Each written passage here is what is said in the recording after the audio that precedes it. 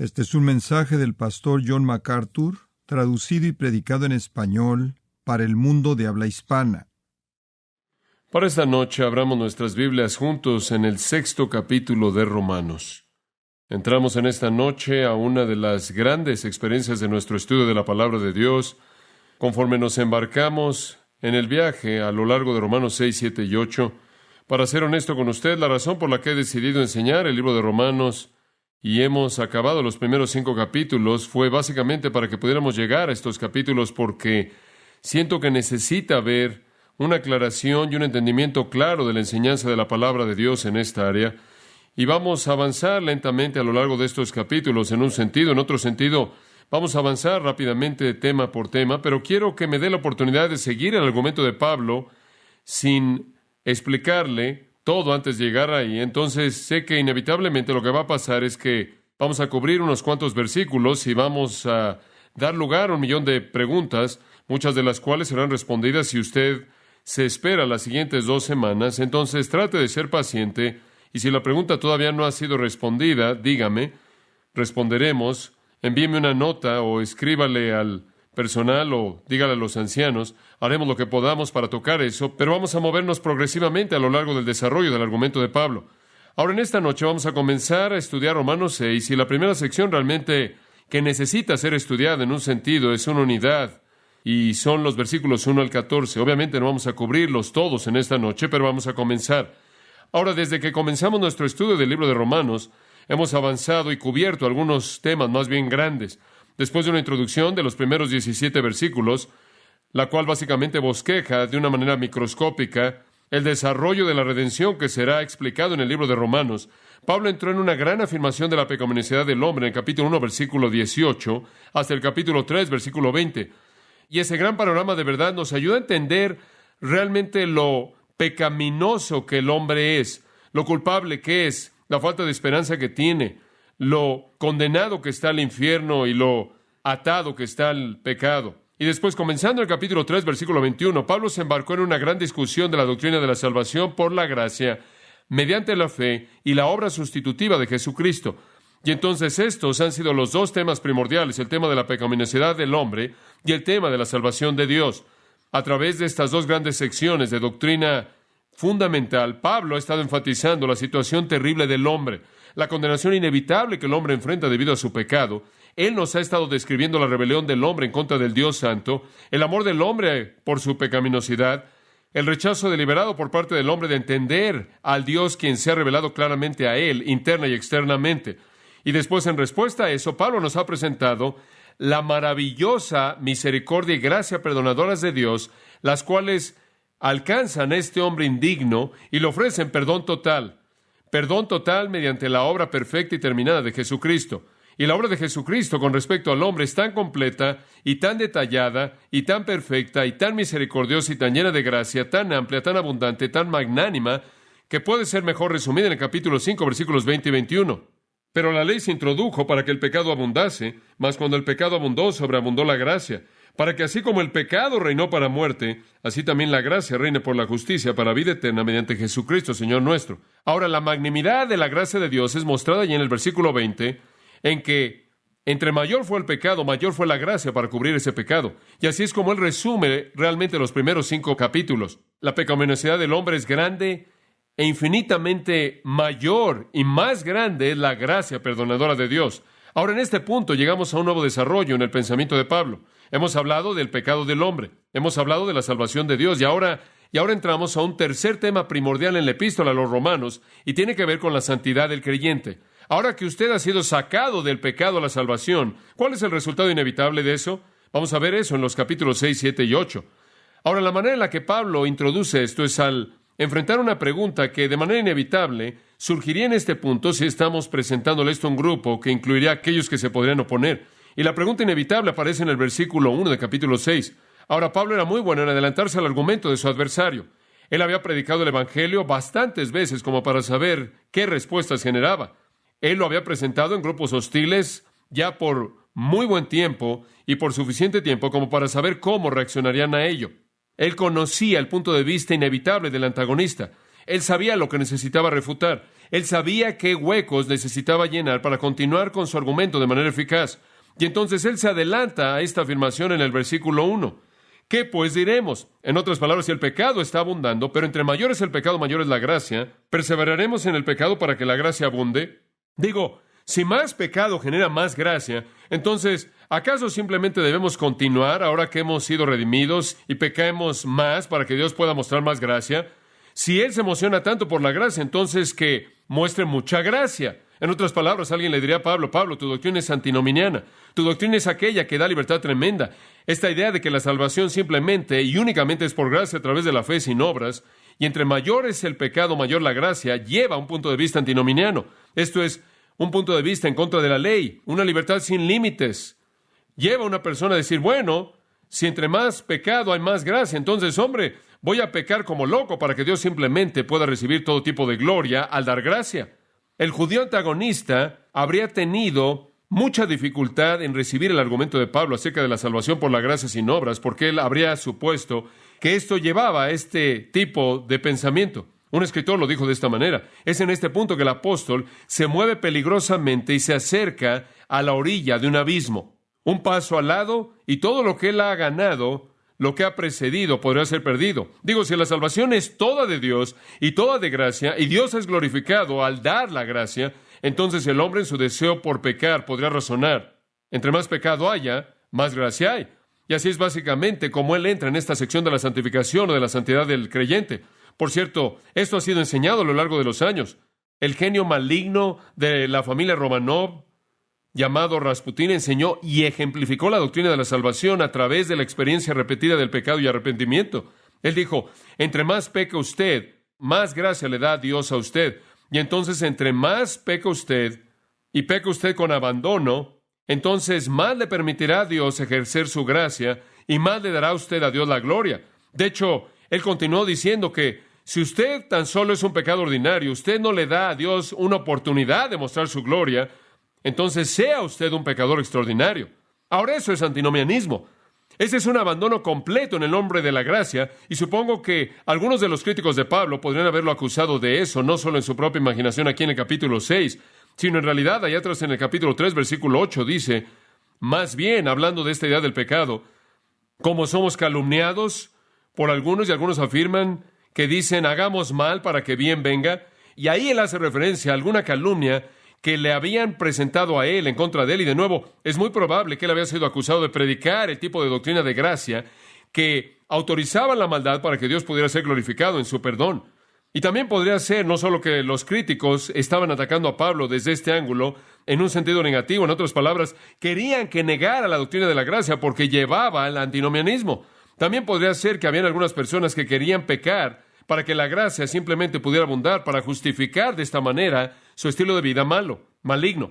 Digo, no lo estaban criticando, estaban contentos con aceptarlo. No son los legalistas que estaban diciendo, no podemos aceptar lo que tú dices, Pablo, eso lleva al antinomianismo. Estaban los libertinos que estaban diciendo, bueno, Pablo, aceptamos lo que dices, vamos a empujar esto a su conclusión lógica. Si usted quería conocer un grupo de ellos, podría encontrarlos en la ciudad de Corinto, ahí en la iglesia. Me parece que había un grupo libertino de personas en el nombre de Jesucristo, y era ese grupo. Vivían sin ninguna de las restricciones normales de santidad que deberían obligar a los hijos de Dios.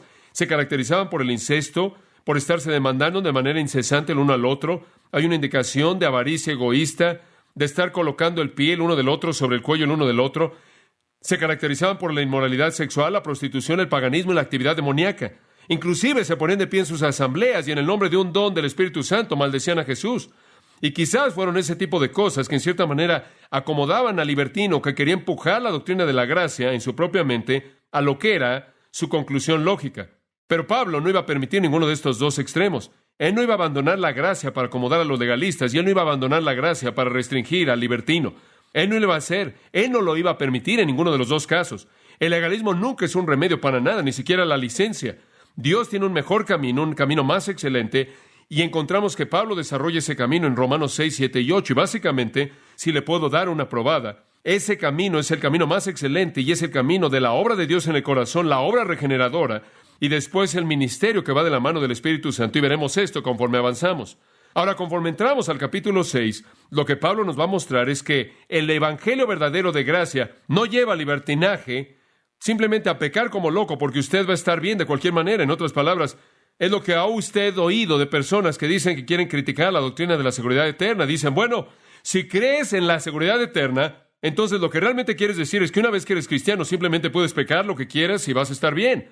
¿Ha oído usted a personas decir eso? Claro, es lo mismo. Y entonces, para ellos quieren restringir el evangelio de gracia pura, salvadora, en su realidad eterna, porque temen que esa es la única manera en la que pueden controlar a la gente, y entonces violan la pureza de la gracia salvadora como una entidad para poder controlar a personas que podrán abusar la gracia. Pero Pablo no va a permitir nada de eso. De hecho, conforme entra al capítulo 6 de manera necesaria y de manera permanente, liga una vida santa con la verdadera salvación. En otras palabras, usted no necesita controlar externamente a las personas que son redimidas, porque dentro de ellos está implantado un principio de control en virtud de la nueva naturaleza, la nueva vida, que está bajo el control del Espíritu Santo de Dios, de tal manera que esto funciona internamente, no externamente. Y vamos a ver esto conforme desarrollamos estos capítulos juntos. Ahora, los capítulos 3, 4 y 5 básicamente hablan de la justificación. Los capítulos 6, 7 y 8 hablan de la santificación para aquellos de ustedes que les gustan las etiquetas teológicas. Si lo quiere ver de otra manera, capítulos 3, 4 y 5 tienen que ver con cómo es que usted se salve. Los capítulos 6, 7 y 8 tienen que ver con cómo es que usted vive después de que ha sido salvo. Y hay una conexión absoluta. Los dos están ligados. Ahora escuchen lo que voy a decir. La santidad es tanto un regalo de Dios para el creyente como lo es la salvación en el acto redentor. Lo vuelvo a decir. La santidad es tanto un regalo de Dios al creyente como la redención lo es en el acto salvador. Cuando una persona es redimida, no es solo una transacción divina, es un milagro divino de transformación. No solo es legal, es real. No es solo Dios diciendo, ahora usted es salvo, es Dios transformándolo a usted. No es solo Dios diciendo que algo es verdad, es Dios haciéndolo verdad. No es solo Dios declarándolo usted justo, es Dios recreándolo en justicia. Como puede ver, como he estado tratando de señalar antes en el libro de Romanos, Dios no dice cosas que no son una realidad. Y Él no va a llamar a personas justas cuando no lo son, y entonces la santificación y la justificación están ligadas. Y me atrevo a decir, amados, que nada es más importante para nosotros que entender en el antinomianismo total de la escena cristiana contemporánea, que entender el eslabón entre la santificación y la justificación, entender la conexión entre una vida santa y una salvación verdadera. Esa es la razón por la que le he dicho en otras ocasiones que estoy convencido de que la iglesia en Estados Unidos, en muchos casos, es una iglesia no regenerada, no redimida, perdida, impía, sin Cristo, que va camino al infierno porque no veo ninguna santidad ahí y creo que debe haber esa realidad. Bueno, veamos el argumento de Pablo. Podremos continuar y hablando de este tema por mucho tiempo. Quiero entrar en el texto. El cimiento para la enseñanza de Pablo de la santidad está establecida en la apertura de este capítulo maravilloso. Permítame tan solo darle 3 elementos para abrir los primeros 14 versículos. El antagonista, la respuesta y el argumento. Simplemente 3 puntos. Vamos a ver el principio de esos puntos importantes. En primer lugar, el antagonista aparece en el versículo 1. Este es un antagonista imaginario en un sentido, probablemente imaginario en este caso, pero no en términos de la experiencia de Pablo.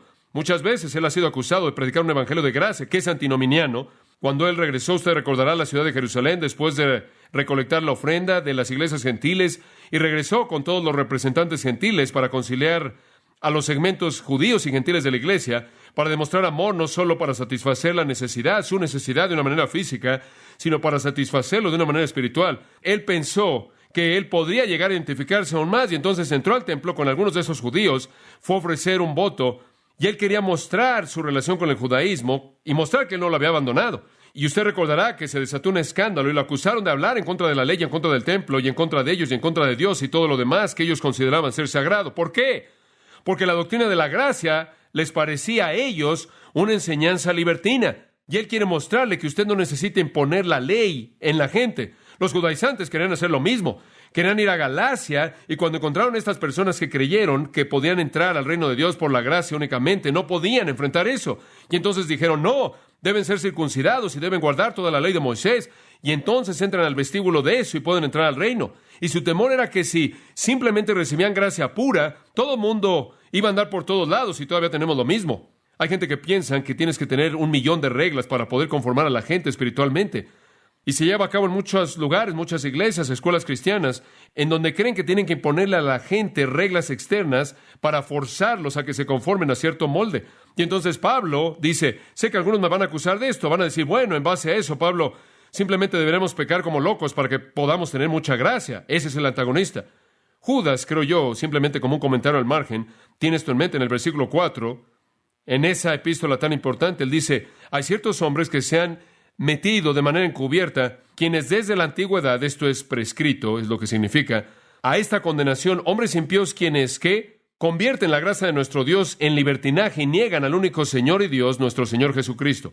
Ahora estos eran los que querían aceptar la gracia y decir, hombre, la gracia es maravillosa.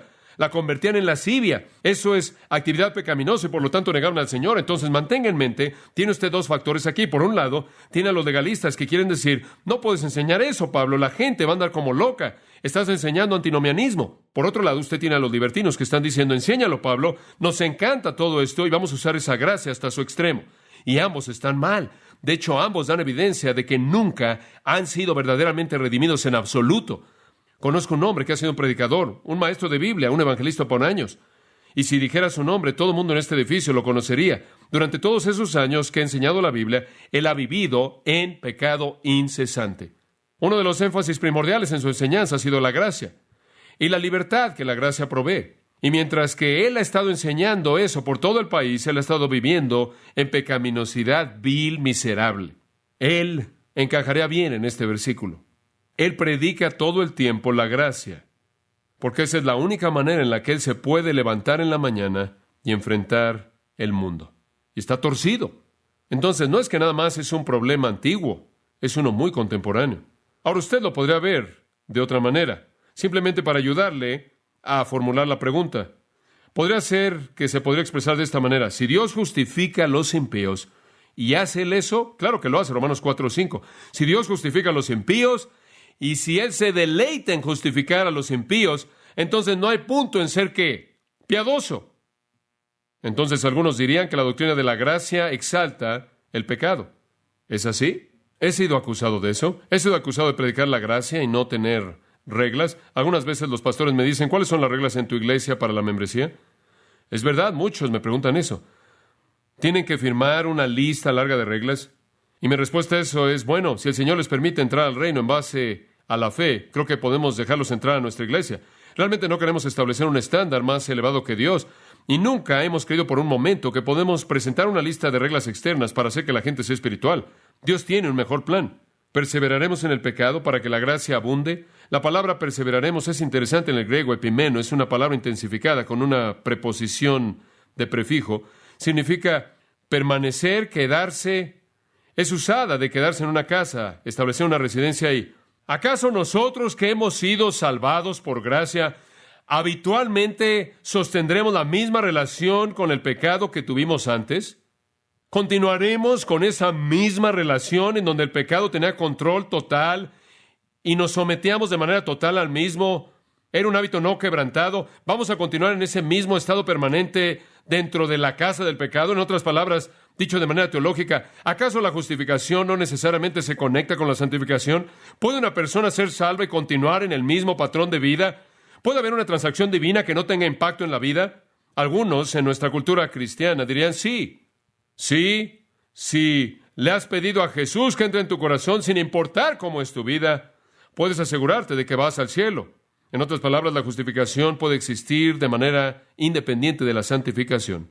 Un escritor actual dice, puede ser salvo y no tener fruto en absoluto. Puede ser salvo y no tener evidencia, no tener justicia práctica. No es deseable. No es la voluntad de Dios. No es lo mejor, pero es posible. Permítame expresar la pregunta de esta manera. ¿Acaso el Evangelio permite que los hombres sean impíos? ¿Puede usted realmente salvo e impío y continuar permaneciendo en, vivir en, perseverar en la misma relación con el pecado que usted tenía antes? Esa es la pregunta. Veamos la respuesta en el versículo 2. Me genoito. Usted no ve eso en su Biblia. Eso es que Dios lo prohíbe. Pero me genoito no traduce Dios prohíbe. Es una expresión. La reacción más fuerte posible. Es indignación abierta, expresado en las palabras de mi abuela: perezca el pensamiento. ¿Se acuerda de esa? Expresado en lenguaje coloquial contemporáneo: de ninguna manera, en ninguna manera, que nunca sea. Es negación con aborrecimiento de un pensamiento así. La sugerencia misma es totalmente refutada por Pablo. Entonces, él no simplemente presenta un gran argumento, simplemente dice: no, no, no. Es una fórmula abierta. De ninguna manera, absolutamente no. Un cristiano que continúa perseverando, viviendo en el pecado, no solo es algo impermisible, sino que es imposible. El pensamiento simplemente produce repulsión. El doctor Barnhouse escribió un párrafo interesante acerca de esto. En parte del mismo dijo esto: la santidad comienza en donde la justificación termina, y si la santidad no comienza, tenemos el derecho de sospechar que la justificación tampoco comenzó. Y tiene razón. Ahora, la razón de Pablo para expresar esta repulsión no se encuentra de nuevo en algún argumento extenso, sino más bien en una pregunta simple, y es tan profunda. Véanlo en el versículo 2. Porque los que hemos muerto al pecado, ¿cómo viviremos aún en él? Ahora, eso, amigos, es una afirmación muy profunda y rica. Pablo no dice: bueno, veo por qué lo dice usted. Hombres, es un problema. Bueno, veamos. Más vale que respalde este asunto de la gracia. Sí, puedo ver por qué podemos tener algunos cabos sueltos aquí. No altera la doctrina de la gracia, no la modifica, no altera nada. La salvación es un regalo gratuito, inmerecido, de gracia, que domina el pecado. No importa lo malo que sea el pecado, la gracia es mayor. Él no cambia eso. Si el mundo entero lo rechazara, si el mundo entero fuera antagonista a esto, Él no alteraría ni una jota, ni una palabra. La gracia es gracia, la gracia superabunda en la salvación. Si superabunda en la seguridad para siempre, aún para el primero de los pecadores, entonces no tiene que ver con la profundidad de su maldad, la extensión de su pecado, la extensión de su rebelión. No importa si usted es muy bueno externamente, o si es un asesino, o nada que haya entre estos dos puntos. Él no altera nada de la gracia, entonces lo dejamos donde está. No regresamos si tenemos que editar el capítulo 3, 4 y 5, simplemente lo dejamos. ¿Cuál es su respuesta? Porque los que hemos muerto al pecado, ¿cómo viviremos aún en él? Él no está hablando de un estado, él está hablando de un acto pasado. Él no está diciendo que usted en la actualidad está muerto al pecado, él está diciendo: ha muerto tiempo auristo. En un punto, murió al pecado, murió al mismo. ¿Cómo puede usted permanecer en él cuando usted murió al mismo? Ahora quiero trazar un pequeño círculo alrededor de esa frase, muerto al pecado, en su Biblia, porque es la clave o la premisa fundamental del argumento entero del capítulo. Y nos va a tomar el capítulo entero realmente para desarrollar la importancia de este concepto, pero vamos a comenzar a hablar de esto en esta noche. Ahora, ¿qué está diciendo? Escuche, porque este es el cimiento del resto del capítulo. La muerte y la vida no son compatibles. Digo, usted no puede estar muerto y vivo al mismo tiempo. ¿Estará usted de acuerdo con eso? Digo, esa es una imposibilidad lógica. Usted no puede estar muerto y vivo. Algunos de ustedes pueden estar vivos y verse como muertos. Y después a veces usted va a un funeral, alguien está muerto, pero se ve vivo. Pero usted realmente no puede estar muerto y vivo al mismo tiempo. No son compatibles. Entonces, es una contradicción fundamentalmente lógica el que un cristiano esté viviendo en pecado cuando ha muerto al mismo. ¿Se da cuenta? En un acto definido en el tiempo pasado, un rompimiento de una vez por todas que se llevó a cabo con el pecado. Esa es parte de la identidad del creyente. Y un creyente, por lo tanto, no puede vivir en pecado. Si un hombre vive en pecado, si permanece en pecado, si continúa en pecado, no es un creyente. No es diferente de lo que Juan dice en 1 de Juan. El que es nacido de Dios no puede cometer pecado. El que hace eso, el que permanece en él, da evidencia del hecho de que él nunca ha sido sacado de ese dominio. Nunca ha muerto eso. Todavía está vivo en esa dimensión. Ahora, si usted fuera a ver el pecado como una esfera, o si fuera a ver el pecado como un dominio, usted podrá decir que el creyente ya no vive en esa esfera, el creyente ya no vive en ese dominio. ¿Y sabe una cosa? Dice en el Salmo 37 que cierta persona murió. He aquí, lo busqué, pero no podía ser encontrado. Y en un sentido real, ese es lo mismo con el asunto del pecado. El creyente ya no está ahí, él ha muerto al pecado. Ahora, algunos de ustedes están pensando aquí y ya están diciendo: ahora, espera un momento, MacArthur. ¿Qué quieres decir con eso? ¿Estás diciendo que los cristianos nunca pecan? ¿Dije eso? Simplemente estoy diciendo lo que Pablo dijo. Ahora, sea paciente hasta que se desarrolle el argumento y llegaremos a la pregunta. Pero el punto que queremos señalar aquí es que lo que usted quiera hacer para explicarlo, hemos muerto al pecado y ya no vivimos en esa esfera. Ya no vivimos en esa dimensión. Hemos sido trasladados del reino de las tinieblas a otra esfera. Ahora escuche, eso significa, como dije antes, que la salvación no solo es forénsica, es real. No solo es un hecho en términos de transacción, es una realidad en términos de transformación. Si alguno está en Cristo, ¿qué nueva criatura es? Creo que fue Stifler, el comentarista, quien dijo, y creo que fue, no quiero representarlo de manera equivocada, pero creo que lo que él dijo fue que él murió, no solo por lo que hice, sino también por lo que soy. Muy importante. Él murió no solo por lo que yo hice, sino también por lo que yo soy. En 2 Corintios, capítulo 5, y si usted siente como que se está perdiendo, sea paciente y vamos a encontrarlo. En 2 Corintios 5:14, simplemente para darle otras escrituras, porque el amor de Cristo nos constriñe, porque juzgamos o afirmamos que si uno murió por todos, entonces todos ¿qué? Morimos. Y Él murió por todos para que los que viven no vivan para sí, sino para aquel que murió por ellos y resucitó. Ahora, él dice, podemos determinar esto, podemos afirmar esto, que si Jesús murió, entonces todos también morimos. Y si todos morimos, entonces ya no vivimos como solíamos vivir. Ahora vivimos una vida nueva y vivimos para Él. Ese es el mismo concepto. Ese es exactamente el mismo pensamiento. Hemos muerto a la esfera del pecado, el cual era nuestro amo, el que nos tenía cautivos. De hecho, en Colosenses 3:3, él dice, poned la mira, versículo 10, en cosas de arriba y no en las de la tierra. Dice usted, bueno, ¿cómo puedo hacer eso? Aquí es cómo lo puedo hacer. Porque habéis muerto. ¿Está muerto a qué? A la esfera del pecado. Y vuestra vida está escondida con Cristo en Dios. Cuando Cristo, vuestra vida, aparezca, tenemos una nueva esfera, una nueva dimensión, una nueva atmósfera en la que vivimos. Primera de Juan 3:9 dice que todo aquel que es nacido de Dios no comete el pecado porque la simiente de Dios permanece en él y él no puede pecar porque es nacido de Dios. Ahora, la gente se ha ahogado en este tipo de conceptos y pasajes porque temen que quiere decir erradicación de la naturaleza de pecado. Y se me ha hecho esa pregunta. La gente dice, ¿crees en la erradicación de la naturaleza de pecado? Digo, ¿crees que cuando te vuelves un cristiano eres instantáneamente perfecto? Mi respuesta a eso es, ¿estás bromeando? Soy pastor, conozco la realidad de mi propia vida y la de el resto de la gente. Lo único que le estoy diciendo es lo que Pablo está diciendo aquí. Veremos cómo todo esto encaja conforme avanzamos, pero un cristiano no puede permanecer, no puede quedarse, no puede residir en el pecado como lo hacía antes de su conversión. Él murió al pecado. Ahora ese es el antagonista y la respuesta. Ahora veamos el argumento. Y lo comienza a desarrollar en el versículo 3. Y únicamente vamos a comenzar aquí. Observe cómo lo desarrolla. Aquí es como le explica lo que quiere decir cuando él habla acerca de morir al pecado. ¿Qué es lo que realmente quieres decir con eso? Aquí está su explicación. Y él lo hace en una serie de afirmaciones lógicas. Esto es muy lógico. Realmente usted tiene que pensar con Pablo. Realmente está aquí en su modo legal. Él está tomando esto como si fuera un argumento legal. Es muy lógico, es muy fluido en términos del flujo de pensamiento. Pero él avanza desde el versículo 3 al 14 con una serie de verdades, simplemente una tras otra, desarrollando lo que significa el hecho de que hemos muerto al pecado. Y conforme avanzamos a lo largo del primer principio es este.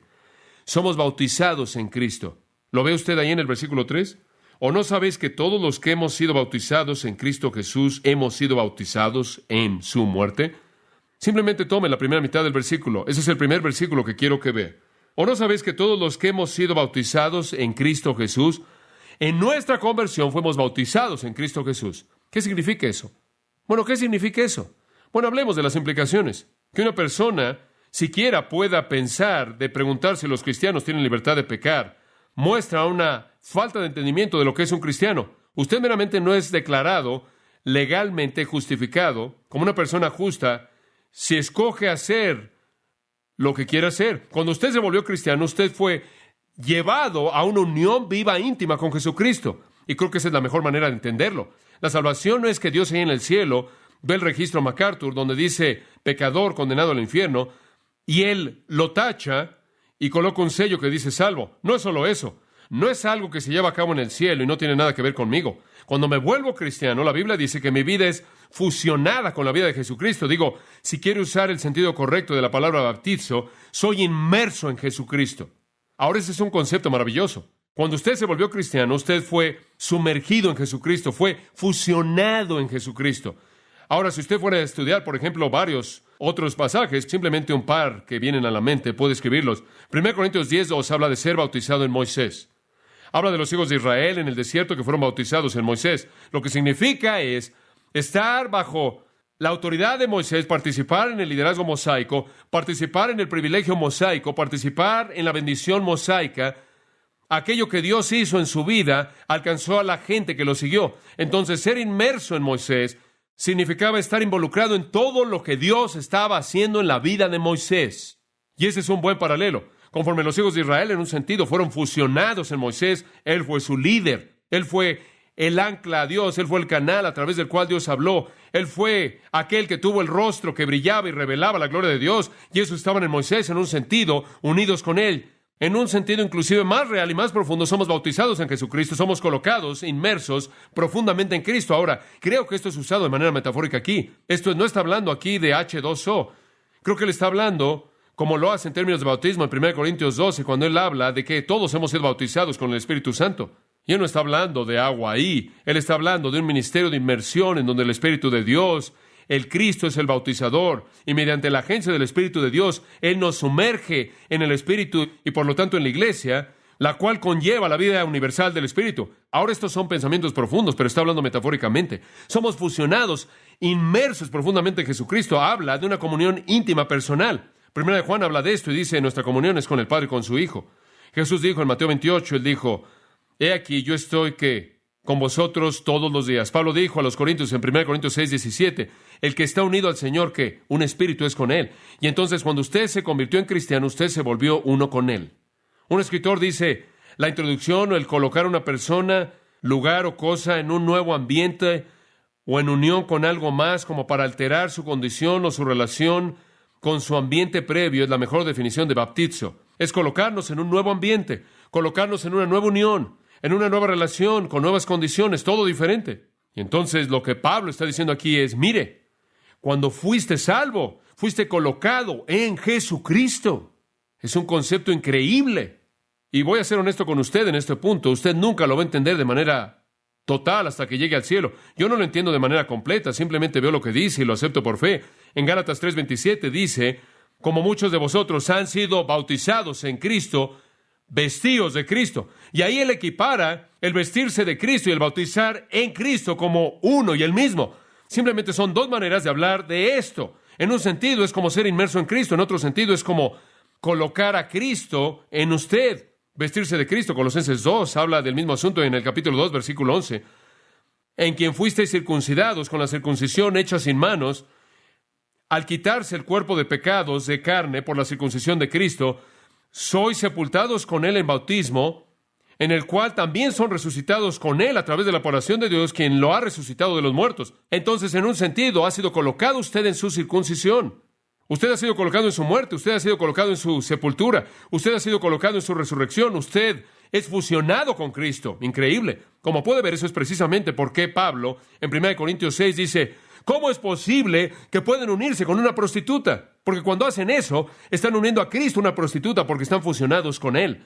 Inclusive, cuando estábamos muertos en pecados, Efesios 2:5, Él nos dio vida, escuche esto, junto con Cristo y nos ha resucitado juntos y nos hizo sentarnos juntos. Morimos con Cristo, resucitamos con Cristo, ascendimos con Cristo, reinamos con Cristo. Y Él dice al final del 3er capítulo de Apocalipsis, les es dado el sentarse conmigo en mi trono. Entonces escuche. Digo simplemente a partir de eso y nada más. Si cerramos el libro de Romanos y fuéramos a casa, sabríamos que es imposible que una persona continuara en la misma relación con el pecado que él tenía antes de eso, porque él ha sido fusionado con Jesucristo, quien es eternamente santo.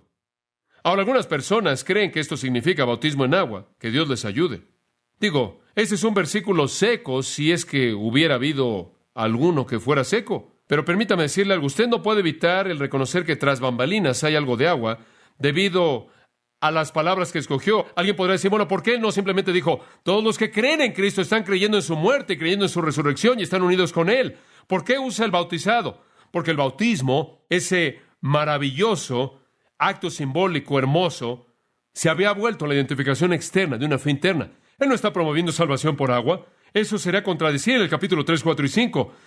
No hay agua en ninguno de esos capítulos, por cierto. No está negando todo lo que él acaba de decir, pero escuche, en esos días el bautismo en agua era una señal fija para la fe. Y con mucha frecuencia en las Escrituras, cuando usted lee bautismo, podrá sustituir fe. Porque el escritor ve esos dos iguales, el bautismo siendo la señal externa de la fe. La gente en esos días que creía en Cristo era bautizada. Entonces Pablo puede decir que Cristo fue colocado en el bautismo, Gálatas 3:27, e inclusive Pedro podría decir, el bautismo ahora nos salva, 1 Pedro 3:21, y Tito puede decir, fuimos lavados por el lavamiento de la regeneración, Tito 3:5, y podría ser dicho que nuestros pecados son lavados en Hechos 22:16. Y en todos esos casos no estamos diciendo que usted es salvado por agua, pero simplemente se volvió el símbolo de fe y entonces en un sentido fue usado de manera sinónima. Y probablemente es verdad que los romanos estaban muy conscientes del bautismo, y esa es la razón por la que en el versículo 3 él dice, ¿o no sabéis? ¿Se han olvidado de lo que su bautismo simbolizó?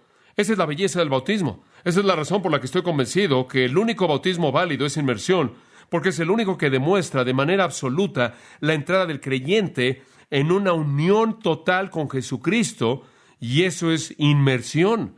Él está diciendo, ¿son ignorantes del significado de su bautismo? ¿No saben que simboliza la realidad espiritual de ser inmerso en Jesucristo? La realidad trágica es que ese símbolo se convirtió en una realidad para muchas personas. La mente carnal siempre convierte el símbolo en la realidad y elimina la realidad. Entonces vemos la primera gran verdad. Estamos en unión con Jesucristo. Es un pensamiento increíble. Uno con Él. Creo que Pedro quizás lo dice tan maravillosamente como podría ser dicho en 2 Pedro 1:3. Según su divino poder nos ha concedido todas las cosas que pertenecen a la vida y a la piedad. Cuando usted fue salvo, su poder le dio todas las cosas que pertenecen a la vida. Eso es vida verdadera, vida espiritual y piedad.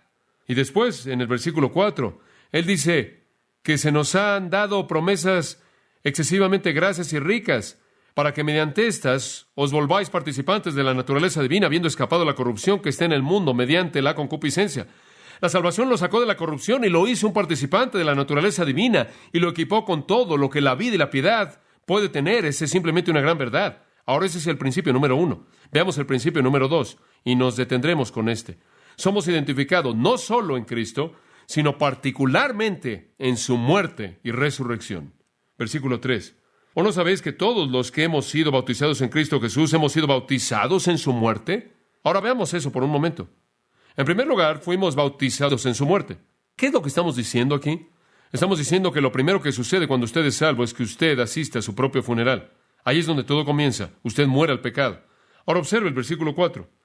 Porque, y este versículo simplemente retoma el pensamiento del versículo 3, porque somos sepultados juntamente con Él para muerte por el bautismo, esto es por el bautismo espiritual, no el agua, a fin de que como Cristo resucitó de los muertos por la gloria del Padre, así también nosotros andemos en vida nueva. Ahora, somos sepultados en su muerte y resucitamos en su resurrección. Es una afirmación increíble. Somos sepultados, versículo 4, juntamente con Él para muerte por el bautismo. Y después tiene usted una cláusula de propósito hin en el griego, lo cual significa para que resucitemos para andar en vida nueva. Ahora, ¿qué es lo que eso está diciendo? Cuando usted fue salvo, ahora escuche esto, y no puedo explicarlo en últimas, únicamente en el sentido simple. Cuando usted fue salvo, cuando usted vino a Jesucristo y creyó en Él, mediante un milagro divino, usted fue colocado en Jesucristo. Y usted fue llevado de regreso 2000 años atrás y usted murió y usted fue sepultado para que la vida antigua pudiera morir y usted pudiera resucitar para caminar ¿en qué? En vida nueva. Una muerte se llevó a cabo y lo que sale de esa tumba es algo muy diferente de lo que entró a esa tumba. Según está en Cristo, nueva criatura es. Entonces el propósito para que usted muriera al pecado era para que usted pudiera vivir para Dios. Ahora, amados, creo que esta es una verdad muy simple. Los cristianos son diferentes. Y entonces cuando usted hace la pregunta, bueno, simplemente sigamos pecando. No puede hacer eso. No es que usted no tiene permiso, es que usted no lo puede hacer porque usted está en una esfera diferente.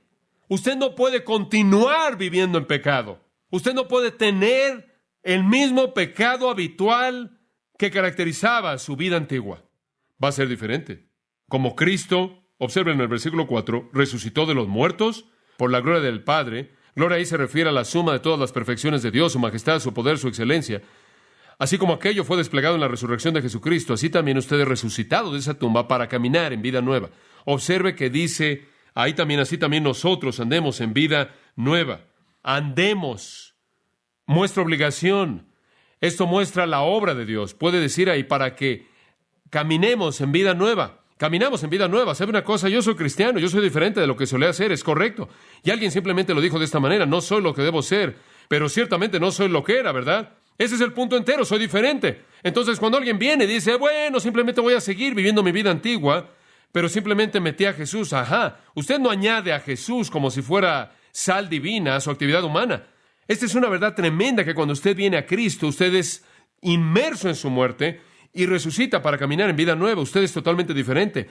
Morimos en Cristo para vivir en Cristo. Compartimos su muerte para participar de su vida. Somos justificados para ser santificados. Son realidades inseparables.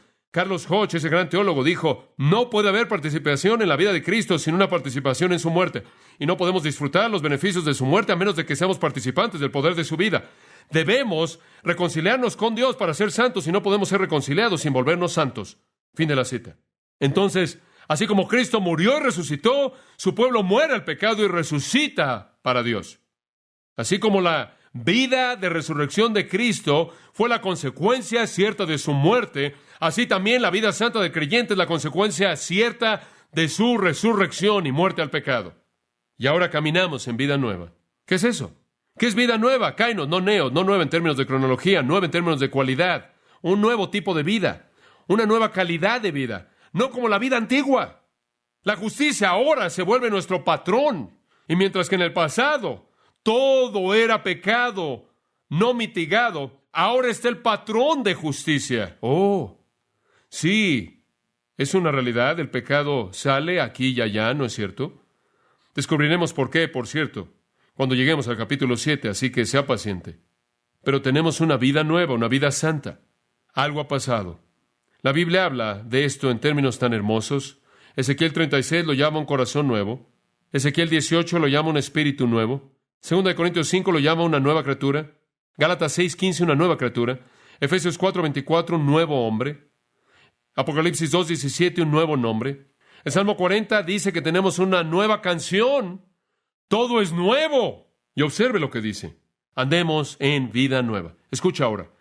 No es solo una nueva creación. Es una nueva creación que vive diferente. ¿Qué significa la palabra andemos en el Nuevo Testamento? Es la palabra ¿para qué? Conducta espiritual diaria. Cuando usted se convierte en cristiano, usted comienza a caminar en un tipo de vida diferente. ¿Y qué tipo de vida Jesús tuvo? Una vida santa. Si la vida antigua fue la cualidad de la maldad, la nueva vida es la cualidad de la justicia. Ahora Pablo afirma esta gran verdad en el versículo 5 al usar otra analogía para resumir su pensamiento. Porque si fuimos, me encanta esto, sum futos, si hemos sido crecidos juntos con Él en la semejanza de su muerte, así también lo seremos en la de su resurrección. Simplemente no puedo decirle lo que el término me causa. La palabra significa crecer juntos. Si hemos sido cultivados juntos con Jesucristo. Más adelante en el capítulo 9 de Romanos, él habla de ramas que son injertadas. Si hemos estado creciendo juntos. Juan habla de la vid y los pámpanos. Si hemos estado creciendo juntos con Cristo, si su vida está en nosotros, si Él está en nosotros, si su poder está en nosotros dando fruto, si Él es con nosotros, hemos estado moviéndonos juntos, creciendo juntos. Si crecemos juntos en su muerte, crecemos juntos con Él en su resurrección. Bishop Moore lo dijo, hemos recibido la reconciliación para que andemos ahora, no alejados de Dios, como si fuéramos liberados de una prisión, sino con Dios como sus hijos en su Hijo. Debido a que somos justificados, debemos ser santos, separados del pecado, separados a Dios, no como una mera indicación de que nuestra fe es real y que por lo tanto estamos legalmente seguros, sino que debido a que fuimos justificados para ese mismo propósito, para que fuéramos santos. Las uvas en una vid no meramente son una muestra viva de que el árbol es una vid y que está viva, son el producto para el cual la vida existe. Es una cosa en la que no debemos pensar que el pecador debe aceptar la justificación y después vivir para sí mismo. Es una contradicción moral de la naturaleza más profunda y no puede ser entretenida sin mostrar un error inicial en el credo entero espiritual del hombre. Fin de la cita. En otras palabras, él dice, usted no puede tener la justificación sin la santificación. Eso es simplemente y de manera exacta lo que Efesios 2 dice cuando dice, sois salvos por medio de la fe, ¿verdad? No por obras, para que nadie se gloríe. pero somos hechura suya, creados en Cristo Jesús para buenas obras, las cuales Dios preparó de antemano para que anduviéramos en ellas, ¿verdad? Como resultado, usted no es salvo por buenas obras, usted es salvo para producirlas. Es un concepto maravilloso. Permítame ahora resumirlo. Un cristiano es nuevo, totalmente nuevo. Él se ha vuelto algo que nunca antes fue. No es adición, es transformación. Archive eso en algún lugar porque vamos a regresar a eso. No es añadir algo. No es que usted obtiene algo que no tenía antes y usted se queda con lo que tenía antes. Es transformación. Ser un cristiano es no recibir algo nuevo, es volverse a alguien nuevo. Significa que hemos muerto al pecado en nuestra nueva naturaleza. El pecado ya no es el poder permanente en nuestra vida. Es maravilloso. Y todo esto es más que algo que Dios dice acerca de nosotros. Es algo que Dios hizo por nosotros. Aquí es donde tenemos que comenzar. Las palabras de Carlos Wesley en el gran himno "¿Y cómo puede ser?" son una conclusión apropiada. Por mucho tiempo mi espíritu encarcelado yacía, atado en el pecado en la noche de la naturaleza. Tu ojo produjo un rayo avivador. Me desperté. El calabozo se llenó de luz. Mis cadenas cayeron. Mi corazón fue liberado. Y aquí viene lo principal. Me levanté y ¿qué? Te seguí. Como puede ver, esa es la clave. Como puede ver, Wesley sabía que la justificación llevaba a la santificación. En su nuevo libro, La dinámica de vida espiritual, Richard Lovelace sugiere que en el cristianismo contemporáneo hay un espacio de santificación, así lo llama él. Bueno, él podría tener un espacio, un vacío de santificación, pero Dios no tiene ninguno. Si usted vino a Cristo, usted ha sido salvado para santidad. Usted no es el mismo, usted es diferente. Y si usted no es diferente, más vale que usted se examine para ver si usted realmente está en la fe. Bueno, más la próxima semana. Eso es tan solo el comienzo. Oremos. Padre, nos sentimos como niños pequeños, dando vueltas en la biblioteca inmensa de verdad grandiosa, tratando de encontrar una explicación elemental que la pueda reducir para que nuestras mentes simples puedan entender.